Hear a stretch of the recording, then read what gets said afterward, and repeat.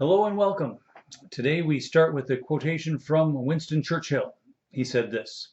He said, "The positive thinker sees the invisible, feels the intangible, and achieves the impossible." Let me try that again. The positive thinker sees the invisible, feels the intangible, and achieves the impossible. Very often, we don't try to achieve the impossible because we don't think it can be done. No. And Winston Churchill, of course, was a great inspiration to many, and he understood that whether we think it can be done or whether we think it can't, it'll never be done unless we first try. That's right. What's our Bible verse for today? All right. The Bible verse that I have for today is James 1, verse 19. James writes here, "Wherefore, my beloved brethren, let every man be swift to hear, slow to speak, and slow to wrath." James 1:20 reads, "For the wrath of man worketh not the righteousness of God." All right. And then you had some thoughts concerning courage for us today? I do have some thoughts in regard to the topic of courage here. Having courage also means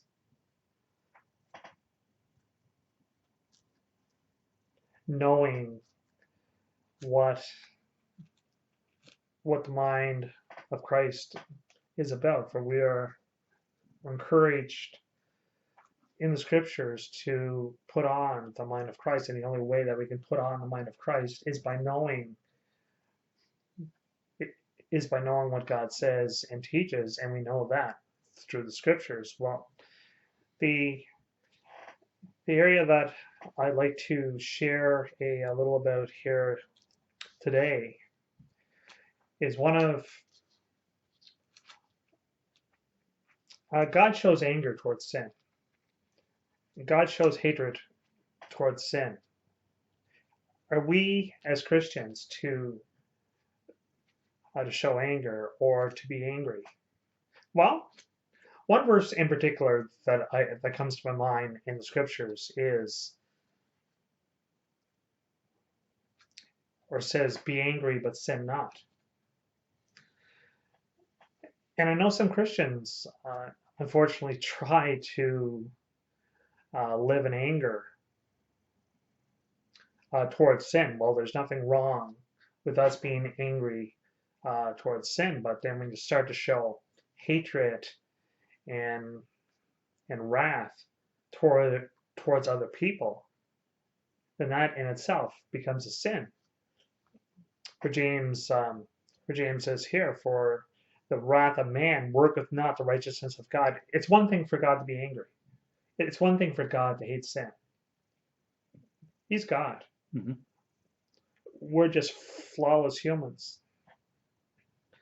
Now, how do we deal with anger in our day-to-day lives? How can Christians deal with anger?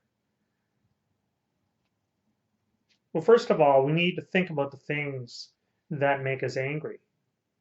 Perhaps it's just small things that are making us angry. Maybe we're lashing out at our loved ones, at our wives, at our children.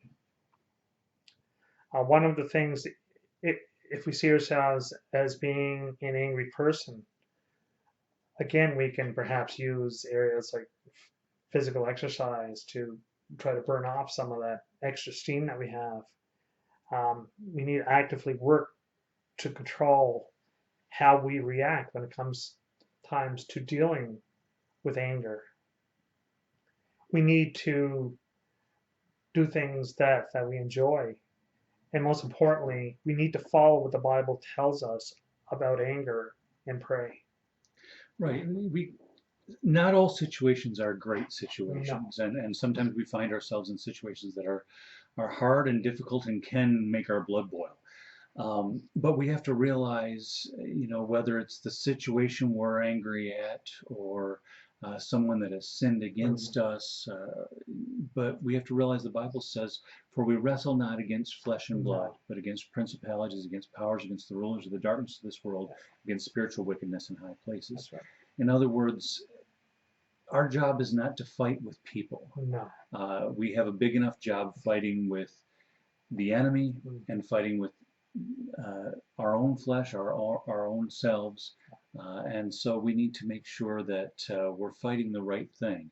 And sometimes our anger is just directed at people That's right. rather than where it should be at the devil, at the situation, at the sin, and we have to make sure that our anger isn't misplaced, No. because then we get ourselves into a whole lot of trouble. That's true. And the Bible says, you mentioned it, it says, "Let not your sun go down, let not the sun go down upon your wrath." In other words, if you are angry, it better be very short-lived. Yeah. God does not expect us to hang on to anger, No. because that in turn turns into bitterness very quickly. That's true. Well, let's look at our good news story for the day. And our good news story for today is old people like butterflies. A Ontario nursing home, a lady by the name of Anne McLean rather. She used to work at Golden Dawn Senior Citizen Home in Lions Head, Ontario, and she started raising these monarch butterflies, and then bringing the butterflies during the pandemic to the home and releasing the butterflies in the courtyard of the old folks' home, and thereby lifting the spirits of the elderly population there in the home, and giving them a chance to see something beautiful and to watch the butterflies being released and so on. And so, big deal. The monarch butterfly, of course, is an endangered species in Canada, and in 2019-2020, the monarchs took up 2.83 hectares of forest in Mexico, and that's actually, the population is actually down from a little over 6 hectares. And so it's nice that folks like Anne have put their work and time into cultivating and raising these monarch butterflies that can be released back into the wild. Oh, no. And good news, senior citizens like butterflies. All right, that's everything for today. Anything else? Well, I just like to say,